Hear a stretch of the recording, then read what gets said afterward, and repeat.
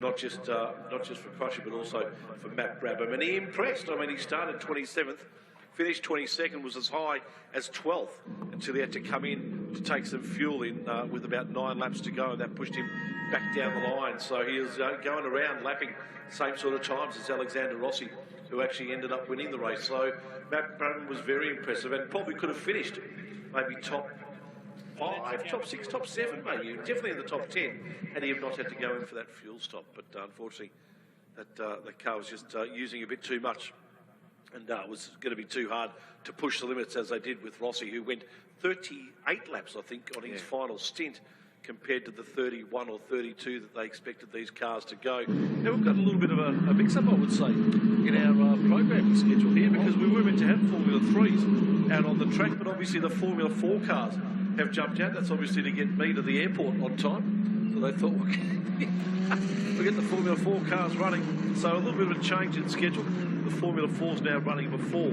the Formula 3 cars. That's the reason they're on track, and they're now on their warm-up lap. Welcome back, Darren Smith. Yeah, certainly. That's a bit of a surprise sprung on us all here, and well, I suppose at this point in time, it's probably about time when we acknowledge the contribution to Formula 4 of Cameron McConville as he exits the seat as the category manager, and he's also been instrumental in the 2016 season of the Shannon's Australian Motor Racing Nationals. So I suppose it's fitting that the last race he oversees for CAMS is at the Shannon's Australian Motor Racing Nationals. So we all wish Cameron the very, very best in getting back involved in racing, and let's face it, that's where he's spent his career. And as he said this morning, for the first time in 20 years, he's going to have a real job to go to. So join the fray, Cam. We hope you enjoy having a real job and enjoy getting back behind the wheel. Certainly will remain involved in a mentoring role at CAMS and different bits and pieces. For Formula 4. Yeah, so I suppose a fitting tribute this race that Cam exits the management seat for F4, and we wish him all the very best, and I'm sure we'll be calling races with him in the very near future. I have no doubt about it. As we have a look at the grid now for this race here, the third and final race for the CAMS Jayco Australian Formula 4 Championship this weekend, which sees Nick Rowe on top on points on 43, Will Brown on 37, Harry Hyack on 30, and we resort back to our race 1 results now. Of course, race 2 was a reverse grid of the top 6, and race 1 results saw Nick Rowe take the victory in race 1 yesterday afternoon. A great win it was too, ahead of the 2 UK boys who are back here having a race in Lewis Lees and Harry Hyack. Of course, they're Australian boys who are currently racing in the UK at the moment. Of course, Lewis Victorian, Harry Hyack, New South Welshman, but enjoying their time in the land of the ever-grey crowd and cloud and the rain and wet. Green grass, of course, but you can get that here at any time of the year as well. So it's good to see him back here, and I think it's a good initiative by Formula 4 management to get a couple of the guys that ran so well last year back involved with this year, even if it's only for a quick outing. Tyler Everingham jumps into 4th place, a young 15-year-old who, of course, is driving for the JRD Junior Racing Development Team. Josh Conroy in 5th place. Will Brown moves down to 6th place. Josh Denton, 7th. Simon Fallon in 8th. Jack Smith into 9th place.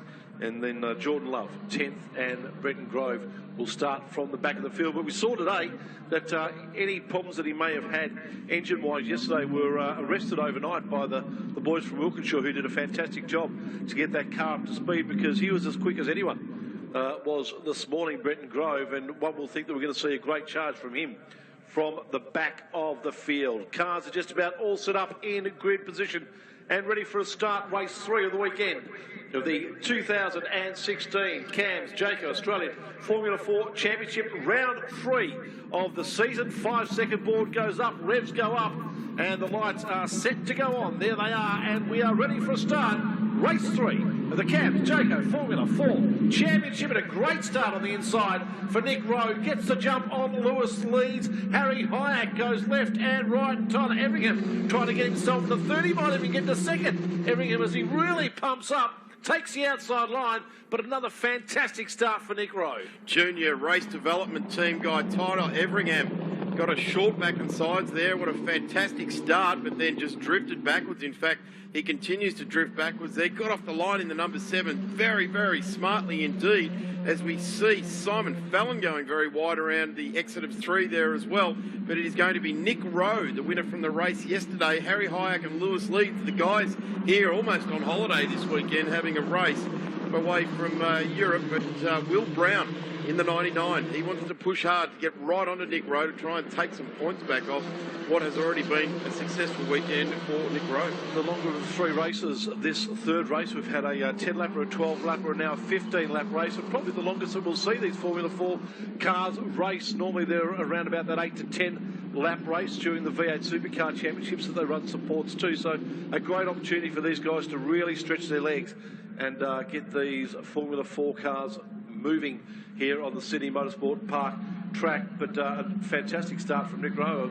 Really surprised to see what happened to Tyler Everingham. He got an amazing start, but then all of a sudden it's called it there. Dad's just really started to drift back through the field. Josh Conroy there in the white car, the 51 on camera at the moment. Nick Rowe leads just nearly a full second now from Harry Hyack as they cross the line. 0.7 it's down to, and then Lewis leads another half a second behind. Tyler Everingham, as we said, got a ripper start in the Sid Chrome car, the number 7 out of junior race development. Brett McClellan will be on the radio saying, righto mate, good start, but we need to settle back down and try and make those positions we lost out in turn 2. Very, very wide in the 51 there, and he's got, the 91, that's Josh Denton. Sorry, it was the 51, Josh Conroy, and he's gone down a spot. I think Everingham has managed to get that back to him. So Brett McClellan will be on the radio just advising him, calm down, keep it all together. It's 15 laps. We can work your way back up to that position that you got yourself into. Of course, starting out of position 4, and Michael and Daniel Reinhardt are in the corner down there at junior race development as well. Plenty of racing experience in that corner and plenty of good advice. But at the end of the day, Tyler Everingham has to make every corner of his in this race a winner. Nick Rowe bunched up midfield, there. No, you're right, no problems at all. Nick Rowe, of course, has experience as a speedway driver, been doing that for a few years over in WA, and we remember his famous first victory in Formula 4 was here at this track last year in pouring rain during the V8 Supercar races, support to them. So Nick Rowe loves the Sydney Motorsport Park track, and he's showing that again today as he comes back down to complete the second of 15 laps. And Nick Rowe has a nice little lead, a good little gap of just on half a second. He's definitely keeping an eye on his opposition behind him, looking left and looking right a couple of times in the straight there. In fact, under brakes into the hairpin that time. Nick Rowe really hunkering down, looking into the corner, almost like a Mick Doohan MotoGP style, getting his head right on the angle to get every possible look at the corner he can. And busy weekend for Nick. A busy year. Have a look at this bit of the field, very, very bunched up. It's Conroy, Brown, Everingham in there as well in the Sid Chrome entry. And boy, this young team at JRD doing very well. And this young driver, there are no younger, Tyler Everingham at the wheel, really working very well. Had a quick look down in the garage with those guys. They're a very close-knit team, keeping to themselves down there, just looking at the data and talking through possible strategies before this race. They really are taking on some of the behemoths of Australian motorsport in AGI and Team BRM in particular, and that's what's in front of them. As we've seen throughout the weekend, we're starting to get ourselves into distinct groups of 4 contact there. There was 2. Who was that went by? It might have been Everingham, actually. I think it was Grove and Everingham, was it? The 7 car of Everingham was the one that pushed wide, and Josh Smith in the 68. Yeah, Josh Smith. So there's contact there. The last thing you want to be doing in any Wings and Slicks category is making contact with anything at all. As the field streams down on lap 3, it's Nick Rowe with a healthy lead, 0.8 of a second. Harry Hyack, half a second behind. Then it's Lewis Leeds, 0.7 a second further back. Then Will Brown has just, Jordan Love has just disappeared a little bit off the back there. It's 3.6 seconds, half a second back to Conroy, half a second back to Smith. Everingham, half a second back. So the gaps are fairly even, but at half a second, any corner, anyone can challenge on anyone. It's a big dive. It's a bit of a respected look at one of their fellow racers because they do not want to have any contact. We see that in Formula Ford as well. Any sort of wheel-to-wheel or wheel-to-wing type of contact can certainly tear the car to pieces. When they're going in a forward direction and they've got the air going over the top of the car, it's very, very, very effective piece of kit, these Miguels. What about Jack Smith just having jumped out of the mark of the Australian GT Trophy Series straight into one of these? Quite a warm-up, isn't it? Yeah, it's fantastic. Quite the warm-up. Feeling good, mate? How's the neck? You're really starting to feel it now. So a 50-minute race in the Australian GT Trophy Series, then he comes into 15 laps in Formula 4. He is getting every inch of work out of his body. Simon Fallon and Josh Denton, don't you worry about that. The last two guys in this race, positions 10 and 11. They're battling it out. Here's car number 79, Love, with Conroy and Smith chasing him down. It's Tyler Everingham in the back of that shot there. And then Brenton Grove on the back of Tyler Everingham. As we see them come down now, Brenton Grove's the last of these 5 cars, and we spoke about him earlier and the fact that we thought that he'd make his way up the field. We started last, he's up to 9th now, and he's got a second between himself and Tyler Everingham. So a bit of work for him to do to get in front of Everingham, but he couldn't do it as up the inside goes Josh Conroy. But he takes the outside line now. There's a bit of jostling happening there. It was Conroy, it was Love, it was Smith also coming through. They get back into their positions that they were before that tussle started. Again, Conroy looking left, looking right. Gee, I tell you what, Josh Conroy wants to be pretty sure that the move he makes in the straight is the one he wants to do, because weaving backwards and forwards like that is not going to draw the right attention to him. Make that move and make it stick. If your fellow competitor goes to look down the other side of you and you've made the move, then slamming the door by swerving back across in front of him is not part of the game, that's for sure. It may have even cost him just a couple of points of second as he and momentum too. Back. Yeah. Fallon now has moved away from Denton, and I wouldn't be surprised if Denton's got some sort of issue. He hasn't been able to match the pace with this field at the moment, but Fallon continues his chase now. Conroy, he's got aspirations on Love, hasn't he? Yeah. Smith there as well. So this is a great battle here for the mid-pack as these guys cross the line now, our mid-pack guys. We have Love, Conroy, Smith. Conroy worries about Love, and then all of a sudden... Gee, the 79 of Jordan Love then looked to lose momentum in a straight line. They've gazumped him now. In fact, down into turn 2, it's going to the dirt, and it's taken the 51 and 68 off. Smith and Conroy. So Love had some sort of issue. Conroy and Smith have made contact. There's a third one in the mix there as well. I think what happened was, I think Love saw Smith coming up the inside and he was trying to cover him off, but then realised all of a sudden that Conroy was coming up the outside, and that's why you sort of got that little bit of a movement from him. He was a bit possibly in two minds as to which way to go. Conroy and Love off in the dirt, and the 68 of Smith as well. So they've all come together. As I said, the last thing we want is any contact with your fellow competitor, but that was a big slide and a lock up into 2, and it was never going to end well. Safety car, guys. Safety car. Out in front now, Nick Rowe to Harry Hyack. This is 15 laps. There's the stricken Jordan Love in the TFS car. Look at the Formula 4 chassis there on the control handcooks. Jayco across the airbox. Of course, the Jayco van's parked out the back of the F4 paddock. I think you and I need to go on a road trip in one. Yeah. Let's hook it up. Make it happen. Nothing like a good caravanning trip. Take a couple of cameras and we'll do the drive to Bathurst or something. I was going to say just head up to Fraser Park for the weekend, drop a couple of rods in, and but definitely Bathurst. Yeah, I'm on. Oh, let's do that. There's Jordan Love, stranded. Yeah, it sounds like he's got a gearbox issue, guys. He's trying to rock the car backwards and forwards, but obviously at the moment unsuccessful. So that's why we do have our safety car at Sydney Motorsport Park. So Tyler Everingham, who had such a fantastic start in the Sid Chrome number 7 car from Junior Race Development, made his way up to position 2 in turn 2, went back down through the field to about 8. As a result of the coming together in front of him, he's still in the race, which is part of the battle. He's now back up into 5th place, so he's pushing pretty hard, the young fella.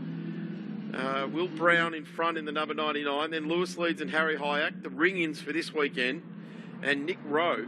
I suppose the thing here for Nick Rowe is the fact that he's got two of the guys that really aren't going to be taking too much further part in this year's title hunt, is that it's given him a really good points buffer to anyone else who's going to be in the race. 51 and 68 now. Conroy and Smith in the lane. Their respective crews waiting with jacks and tyres and spare parts to try and get the cars rectified and get them back out. They're only 6 laps in, not even half distance. It's going to be, and if they can get them out now, they're only going to lose. They're going to lose 8 laps. Yeah, it's going to be a fantastic race. So to the end, we'll have 9 laps, or possibly 8, maybe even 7 at the least remaining. Car 68 in the pits. They're replacing the front nose cone, or the nose cone because the wing's been ripped off, and there is another vehicle in there as well. Yep, that'll be the car of Josh Conroy is in there as well. So all 3 cars getting attention that were involved in that little touch. Now, what this has also done too this weekend is it's really shook up the CAMS Jayco Australian Formula 4 Championship points position. Jordan Love was in front before the weekend on 118 points, ahead of Will Brown on 109, Nick Rowe on 74. As a result of this weekend so far, Jordan Love is now 42 points behind Will Brown for the weekend, which means that Will Brown has taken around about a 33-point lead in the championship over Jordan Love. But Nick Rowe, who was 3rd in the championship, has also picked up, what has he picked up? 68 to, there's Will Brown, there he is there. So he's picked up 19 points, so he's come back into calculation as well, and possibly around about 20 points behind Jordan Love. So that championship has really started to take some more shape after this weekend, with Will Brown increasing his lead. The only problem now for Nick Rowe is that it's brought the field right back to him. It's going to be a restart situation. So Nick wants to be watching this Shannon's Insurance safety car very, very closely indeed. In fact, he'll be that close to the back of the safety car, he'll be able to read the serial number on the Bay City Holden sticker on the back of it.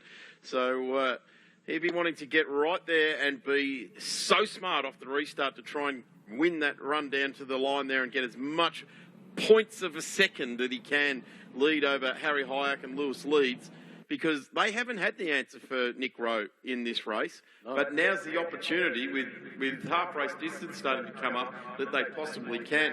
We've seen another car come into the lane. In fact, we've got Denton, Conroy and Smith in there now. The 91 of Denton being waved out. He heads out and joins back on the back of the CAMS Jayco Australian Formula 4 field that's lined up behind the Shannon's Insurance safety car as they come around through turns 4 and 5 here at Sydney Motorsport Park. I would suggest that this might be the last lap under safety car. It seems that they've fixed up everything they've had to. Jordan Love's car's been moved off the circuit, and let's hope that this is it, and we can get back under racing, which will give us a good 7 laps under sprint conditions. For some reason we're seeing the Jack Smith car. Oh no, it's now back out on track. So it was shown it was in pit lane. It's now gone over the start line and is being shown on the lead lap. So he needs to sort of, with the due respect to the full course yellows, hurry his way around to the back of the train, doesn't he? He'll do that, and he is doing that, as we can see him walk around, go around the back of the track now through 4 and 5. So Conroy in pit lane, Love out of the race as his car was towed away from its situation with what is believed to be possible gearbox problems from that hit. Brett McClellan will be on the phone to Tyler Everingham now saying, righto mate, we had a good start, we had a troubled sort of lap 2, 3, 4, we've fought our way back, we're now within Cooee of the leaders, let's see if we can get the Cychrome McGale right back up there in the front. So pretty sure Brett and the Wright and Ronhard boys will be offering little tidbits of advice to Tyler as he now gets back in command. The lights are still on the safety car. Okay, reason being is because they've only just now had that car sorted out on its way to turn 4, so it'll be on the next lap we should be able to go green. Just too tight, wasn't it? It's just coming into the turn 4 track exit now, so one more lap. This will definitely be the final lap under safety car, and we'll get this one underway. They cross the line now, 7 laps remaining, so it'll be 6 laps in sprint conditions. with Nick Rowe leading the field. Harry Highhack Lewis leads Will Brown. Tyler Everingham, your top 5. Brendan Grove, Simon Fallon, Josh Denton, Jack Smith, Josh Conroy and Jordan Love. In that order, Conroy and Love. Or Conroy's in the pits. He may get back out, but Jordan Love definitely won't.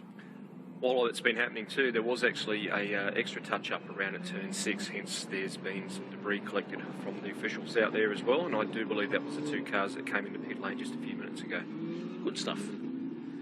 So we do have most of the field still intact. We started with 11. We've currently got 8 on the, 9 on the lead lap.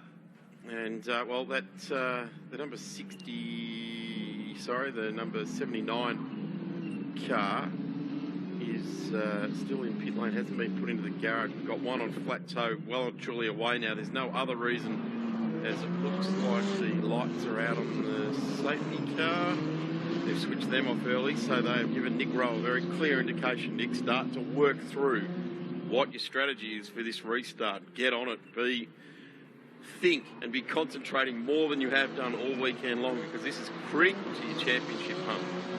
Yeah, the 2 guys in the middle in that position too, Hayek and Leeds. Nick Rowe has got a unique buffer over the rest of the protagonists in this year's title, hasn't he? Yeah, he has. He's currently 3rd in the title. Will Brown now goes to the championship lead after what has happened this weekend, and Jordan Love's lead, unfortunately, has seen him drop to 2nd place. So Nick Rowe just needs to keep accumulating as many points as he can with just a couple of races to go in the championship. He really needs to do it hard. Have a look at Hayek and Leeds now behind Rowe. They are not going to let him get away and outsmart them for any stretch of the imagination. They are closer than they've ever been. Have a look at this. That's a freight train, isn't it? The whole field is lined up, and look at this. Nick Rowe has got good control. The 97 over the 26 and the 20. The guys behind want to get on with it. Have a look at this. This is some experience starting to come to the play here. Watch, concentrate. Look but don't stare. Keep an eye on the guy in front, and when he goes, you want to be right there with him. Green flag's waving. That is away we go, and they'll start to pick up the pace now as they head towards the start-finish line, and that is a great piece of work by Nick Rowe, who's able to get an automatic half-a-second gap basically on Harry Highhack. There's another touch-up, guys. Just before he went green, Denton has got a broken splitter. Yeah. So you can see there's a bit of debris up there at turn 18, but Denton has been impacted by one of the cars around him. Oh, Lewis leads through to the front of this race on cold tyres. Nick Rowe just understeered a little bit there in the race lead in the 97. Hayek went with him. Lewis Leeds just said, there's a gap, fill that, young man, and drive away with it. Fantastic driving by Lewis Leeds. Cold tyre pace there for Lewis Leeds. Drove through, and have a look at this. Simon Fallon looks to Grove and pushes Grove wide, but Nick Rowe wants to try and get through on Lewis Leeds. He's realised that he was caught napping a little bit at turn 2 on cold tyres.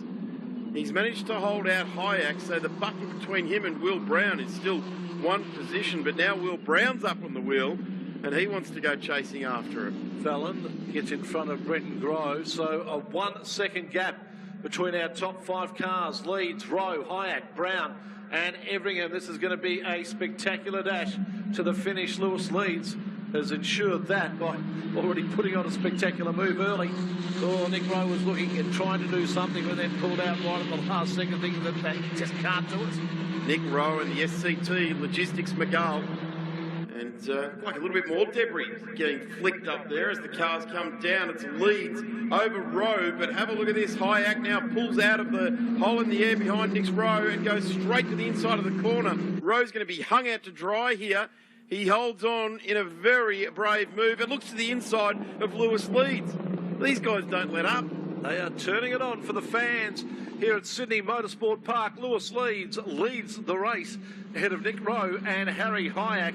And Nick Rowe is not giving anything up. He is going all out to try and win this race. And Lewis Leeds doing his best to keep him away. Harry Hayek in 3rd. Will Brown in 4th. And Tyler Everingham in 5th place. Simon Fallon also now joining onto the back of the group as well.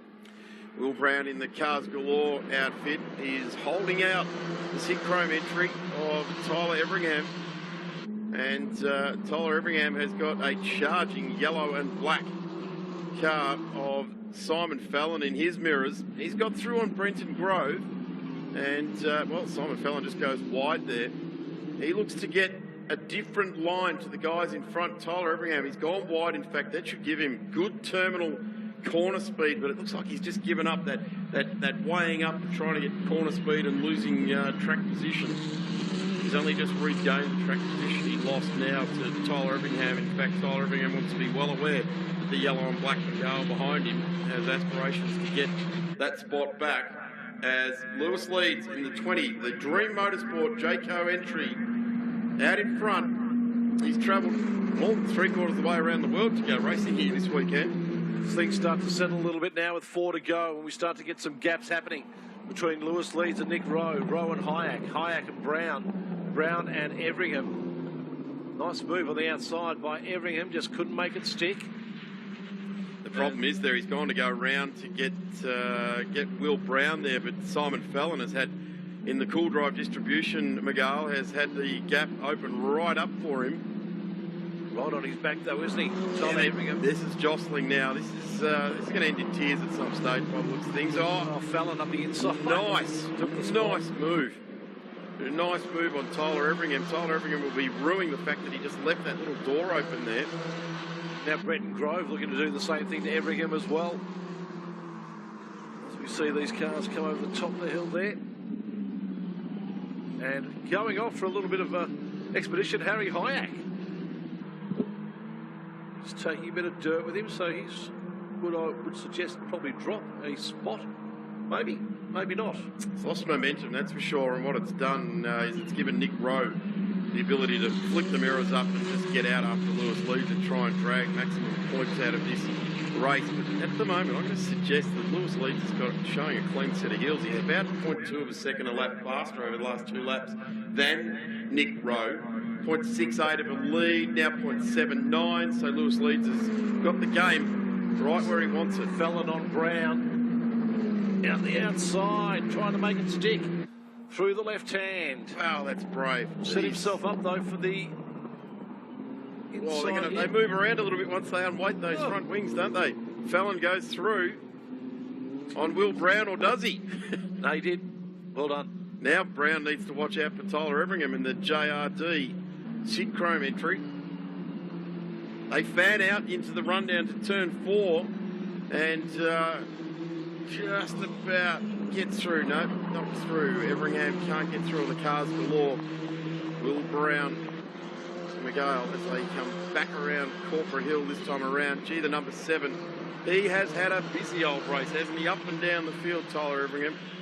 I think it was mentioned earlier that you need big cogliones to try and make Ricky move. Capo, current Australian Formula 3 champion, said, yep, you need... Let's see how big Tyler Everinghams are at 15. Just didn't have enough to do it. Through the bottom of Corporate Hill. But looking to do it now. Great work here, Tyler Everingham on Will Brown. Gets the job done. Persistence. Streamed on through there, but the Cars Galore car says, hang on a minute, I want that back. And the 99 goes straight through on the 7 of Tyler Everingham. He got that spot back for a nanosecond, and then he gets swapped back around. Cruel twist of fate, Tyler Everingham. Yeah. And Will Brown in the 99. Coming into this round leading the title hunt. He's been boxed around the ears a little bit this weekend. Nice to watch it too, because while he's concentrating on Will Brown, Brenton Grove is coming all over the back of him as well, and will take any opportunity that he gets also. Should that opportunity throw itself open, Lewis leads, our race leader, ahead of Nick Rowe, Harry Hayek in 3rd place. They just go through your screen now. Simon Fallon off the pace in 4th now. And then that group of Will Brown, Tyler Everingham and Brenton Grove fighting it out for 5th, 6th and 7th. I get the feeling that these cars are starting to move around on their tyre a little bit more. They've sort of pushed out a couple of laps more than they've ever done here at Sydney Motorsport Park, and they're starting to move around on the control hand kook a little bit. They've asked a fair bit of them. Well, I suppose these guys out in front, they haven't had really. There was only a small stanza after the safety car restart. The rest of the time they've been chasing each other down. I suppose it's the guys from Simon Fallon, who's now found himself in a position for Will Brown, Tyler Everingham, Brenton Grove and Smith that have had the big ask. They've been moving the cars all over the track. Well, just on that point, guys, Tony, you mentioned that they normally run a lot shorter races than this. They do. I mean, what is the theoretical limit before these guys go off with tyres? Well, it's a new territory in Australia for these guys at this sort of distance. So, yeah, interesting to see. They seem to be handling well. Times seem to be sticking around where they were. The 1:31.96 is the best time by Harry Hayek of this race, and these guys still circulating in the low 1:32. So times haven't dropped off, but you're right, just a little bit of grip maybe has. And they just seem to be slipping around or drifting a bit more than what they were. I would suggest that all these guys with the training camps and different bits and pieces that they get up to as far as remaining physically and mentally fit, it's nothing to do with the guy behind the wheel. It might be just the package under them that they haven't been to this stage yet in a race. And I'm going to say it's pretty good. I'd like to push them on for another 4 or 5 laps. Although they're on lap 14 now, and it's Lewis Leeds who will be closing in on a race win on his foray, his very quick foray back into racing in Australia, and we wish him all the best as he heads off back to England to fight it out in the title hunt over there in the Red Bull development program as Nick Rowe looks to the inside there. He understands there's only 2.5 corners between him and the end of this race and trying to build a point score. How close can he get? Can he get any drift assistance through this final turn to try and make the move on Lewis Leeds to the finish line as they take that final turn now? Lewis Leeds in front. Nick Grove behind. Will he pull out and try and get the pass? I don't think it'll matter because Lewis Leeds has enough to take race 3 of the CAMS Jayco Formula 4 Championship weekend here at Sydney Motorsport Park. A great win by him. Nick Grove second, Harry Hayek third. Simon Fallon brings it home in 4th. And a good tussle between Will Brown and Tyler Everingham finishes off with Brown finishing in 5th. Everingham 6th, Brenton Grove in 7th place. And Josh Smith, Josh Denton, Conroy and Love bring up the final 4 placings of this race. But a fantastic effort by Lewis Leeds to hold out. Nick Rowe did a ballsy move to take the lead. Well, as Ricky Capo said, you've got to be pretty BL goalpost in the Sydney Motorsport Park, and pretty impressive run for the first time that we've seen the Jayco, or the CAMS Jayco Formula 4 Series Championship here at the Shannon's Nationals, and it was interesting to see how the cars started to move around at about lap 13, and new territory for these drivers developing in their career path to Wings and Slicks racing. And can't wait now for the fastest Wings and Slicks cars in the country, the Formula 3s, to jump on track and entertain us some more with some fantastic downforce racing. And they won't be too far away. Formula 3s to come on track.